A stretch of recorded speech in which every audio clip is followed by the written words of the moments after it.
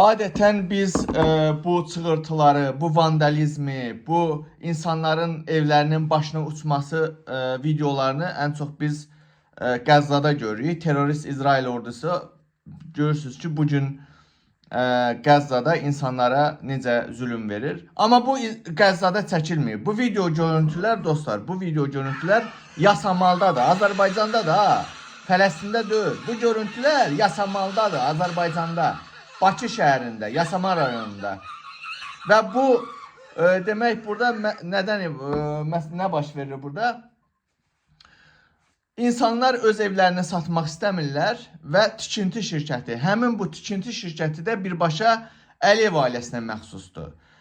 Şəxsən İlham Əliyevin ailəsinin tikinti şirkətidir. Niyə görə deyirəm Əliyev ailəsinin tikinti? Ona görə ki, günün günorta vaxtı qorxmadan, çəkinmədən İnsanlar evdə ola, insanların evini başına uçurmaq cəsarəti, yəni heç kimdə ola bilməz.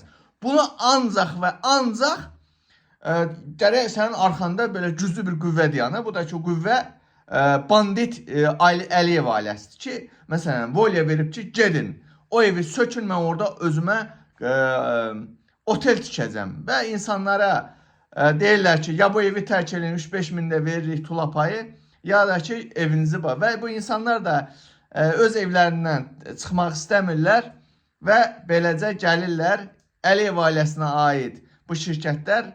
İnsanlar evdə ola, orada körpə uşaq var, orada yaşlısı var, hamilə qadın var, xəstəsi var, fərqi yoxdur. Gəlirlər evlərinin başına uçururlar. Və belə olan halda Azərbaycan xalqı, hansı ki dəfələrlə demişik, yenə də deyirəm, hamınızın qapısı döyüləcək. Hamınızın qapısı döyüləcək. Bu söz elə belə söz deyil. Bu sözün arxasında böyük bir məna var. Başıboşlar anlamaz. Bu sözü mən başı dollara deyirəm. Bu sözün arxasında o dayanır ki, birinci növbədə Əliyev rejimi hamınızın qapısını döyəcək. Yəni bura bir çox mənalar daxildir. Evinizi başınıza uçuracaq, övladınızı aparacaq, öldürəcək, orqanlarını çıxarıb satacaq İsrailə və sair və ilaxır. Yəni Azərbaycan xalqı, bunun bir yolu var, bunun bir çarəsi var. Əgər bu rejim bu qədər quduzlaşıbsa, əgər bu rejim bu qədər azğınlaşıbsa, xalqa bu qədər zulüm verirsə, günün günorta vaxtda cəmaatın evinin başına uçurursa, bunun bir yolu var. Bu rejim sənə qarşı necə davranırsa, sən də elə davranmalısan. Başa düşürsünüzmü? Sənin evin uçur, get prezident aparatını uçur. Get Milli Məclisə otur. Zaten Milli Məclis bir poxa yaramır. Başa düşürsünüzmü? Əgər bu rejim sənə qarşı silahdan istifadə edirsə, sən də silahdan istifadə eləməlisən. Başa düşürsünüz? Əgər bu rejim səni silahdan şey edirsə, səni belə traktor, nə bilim, buldozerdən sənə qarşı istifadə edirsə, sən də bir buldozer götürüb gedib Milli Məclisin üstünə sürməlisən. Prezident aparatına girməlisən. Başa düşürsünüzmü? Yəni bu hakimiyyət konkret qanaqan deyir. Başa düşürsünüz?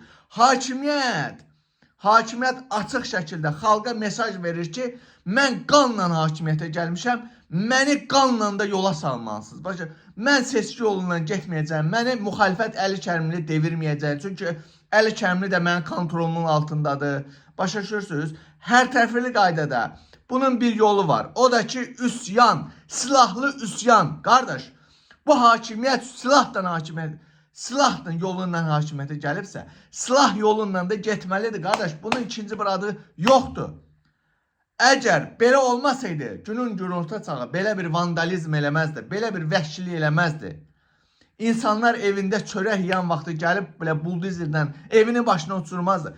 Silahlı üsyana qalx, tüfəngini, topunu, ala makarını, nə bilim, yabanı, baltanı, əlində nə varsa götürüb çıxmalısan. Bu rejimə qarşı, onun polisinə qarşı, hər bir iri boynuzlu məmuruna qarşı istifadə eləməsi onu. Yoxsa Azərbaycan xalqı, bu rejim bundan sonra sənin başına bundan da beter oyunlar gətirəcək. Məndən deməkdir.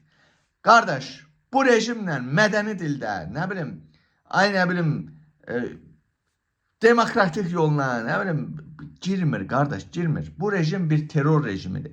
Əliyev rejimi terörist rejimdir. Düşünün ki, İsrail kimi, İsraildən aslı vəziyyəti olan, İsrail tərəfindən idarə olunan bir dövlətdən nə gözləyirsiniz axı? Hə? Nə gözləyirsiniz? Əliyev rejimi terror rejimidir. Başa düşürsünüz? Ona görə qardaş, silahlanmaq başqa variantı yoxdur. Silah deyəndə qardaş, balta, yaba, çəkiz, armatur götür. Kəndlilər, kəndli üsyanına başlamalıdır. Qardaş, bunun başqa variantı yoxdur.